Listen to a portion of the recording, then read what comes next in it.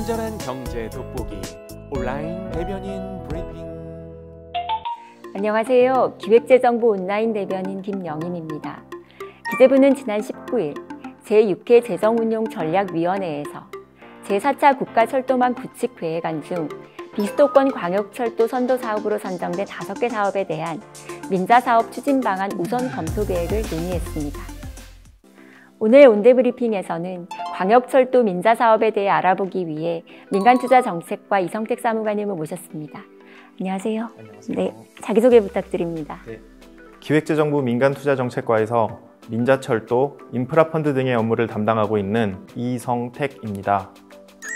제4차 철도망 계획에 반영된 사업 중 선도사업으로 선정된 5개 사업을 민자사업으로 추진하는 방안을 우선 검토할 계획이라고 하던데 이 5개 사업이 뭔가요? 네. 비수도권 권역별로 주요 거점 도시를 연결하는 광역철도 사업이며 각각 부산, 양산, 울산, 대구, 경북, 광주, 나주, 대전, 세종, 충북, 용문과 홍천을 잇는 총 5개의 노선입니다. 해당 지역 국민의 이동 편의성과 지역경제 활성화에 큰 도움이 될 것 같은데요. 이 5개 사업이 민자사업 추진 검토 대상으로 선정된 이유가 뭔가요? 동일 생활권 내 주요 거점 도시 연계 필요성과 출퇴근 등으로 인한 대규모 유동인구 존재, 역세권 개발 잠재력 등의 민자 추진 여건을 구비한 점을 고려해서 이 5개 사업이 선정되었습니다. 이 5개 광역철도 사업이 민자 추진 여건을 구비했다고 하셨는데 민자사업이 뭔가요? 네, 민자사업, 그러니까 민간투자사업은 민간이 정부를 대신해서 사회기반 시설에 투자하고 일정 기간 운영하여 투자비를 회수하는 사업을 말합니다. 부족한 재정을 보완하여 사회기반 시설을 조기에 제공하고 시설 건설과 운영에 민간의 창의성과 효율성을 활용할 수 있다는 장점이 있고요. 주로 고속도로나 철도, 학교 건설 등과 같은 사업에 많이 도입하고 있습니다. 이번에 추진하는 5개 광역철도 민자사업은 어떤 방식으로 추진되나요?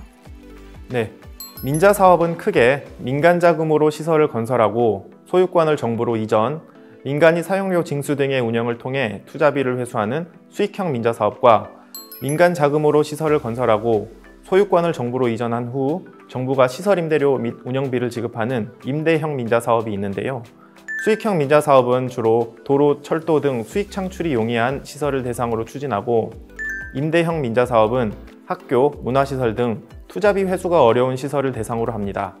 이번 광역철도 5개 사업은 대규모 투자 소요와 합리적 수준의 이용요금 책정 필요성 등을 감안하여 이용자 사용료로 투자비를 회수하는 수익형 방식 또는 이용자 사용료와 정부 지급 시설 임대료 2가지 방식으로 투자비 회수가 가능하도록 수익형 방식과 임대형 방식을 합한 혼합형 방식을 주로 활용할 예정입니다.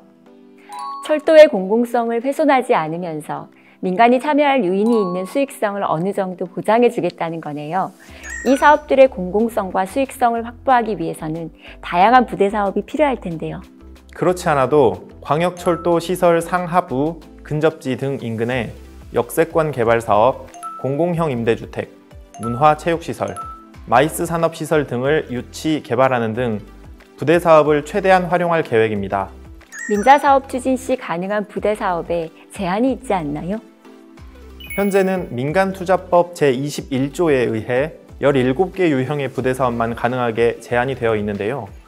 앞으로는 IT 관련 사업, 공공형 임대주택, 지식산업센터 등 다양한 부대 사업이 가능하도록 현재 민간투자법 시행령 개정을 추진하고 있습니다. 광역철도 민자사업이 추진되면 지역균형 발전에 큰 도움이 될 것 같은데요.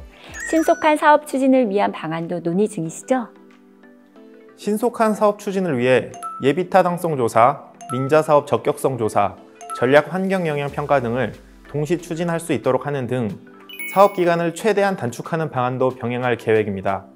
빠르고 탄탄한 사업 추진으로 국민 여러분의 편의를 도울 수 있도록 노력하겠습니다. 오늘 생소한 민간 투자 사업에 대해 잘 설명해 주셔서 감사합니다. 감사합니다. 한 달 후면 추석 명절이 다가오는데요. 정부는 코로나19와 물가 등으로 걱정하시는 국민 여러분을 위해 추석 민생 안정 대책을 발표했습니다. 정부는 서민 생활과 직결된 물가 안정을 최우선으로 농축수산물 체감 물가를 안정시키는 데 총력을 다하고 소상공인, 중소기업, 위기 극복을 위한 재정, 금융 지원을 추석 전후로 빠르게 실시하고 취약계층 지원과 소외계층에 대한 기부, 나눔 문화 확산을 통해 함께하는 따뜻한 명절이 되도록 노력하겠습니다. 추석 연휴에도 빈틈없는 방역과 의료 대응 체계를 유지하여 국민 모두가 안전하게 명절을 보내실 수 있도록 지원하겠습니다.